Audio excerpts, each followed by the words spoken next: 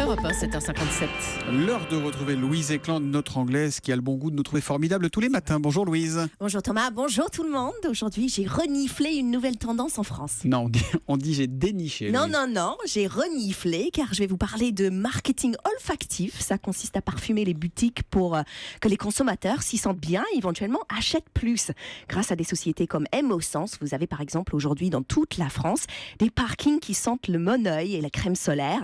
C'est formidable, plus besoin de partir en vacances, on évite les coups de soleil en restant au 4e sous-sol. Vive le marketing olfactif. Ça marche bien, c'est pas un odieux mélange d'odeurs tout ça, non? Ah bah ça marche très bien parce que les odeurs sont directement reliées à la partie émotionnelle de notre cerveau et ça, tous les lecteurs de Proust sont au courant depuis longtemps.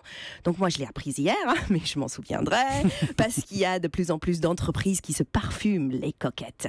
Est-ce que vous savez, par exemple, quelle est aujourd'hui l'odeur dans toutes les agences du Crédit Agricole? C'est vrai, hein? Alors là, Non. Non. Ça sent en fait le thé vert et la rhubarbe.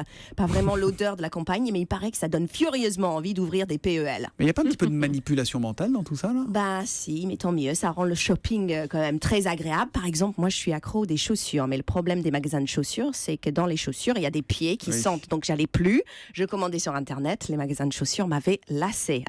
Mais maintenant, lassé, grâce au marketing olfactif, j'y retourne les narines grandes ouvertes, comme quand j'arrive ici tous les matins. Bon, est-ce que vous aimez l'odeur d'Europe 1? C'est quoi d'ailleurs comme parfum? Ça sent le Raphaël Enthoven. Quand Raphaël débarque à la radio, j'adore, il y a un tel nuage de fraîcheur. C'est la rosée de la matinale. D'ailleurs, s'il y a une société spécialiste des odeurs de bureau veut faire un parfum Enthoven, moi je suis prête à lui voler une écharpe. Voilà, dites Enthoven et vous avez des chances de conclure, Enthoven. conclure avec lui. Raphaël qui sera de retour avec nous évidemment dès lundi à 8h25.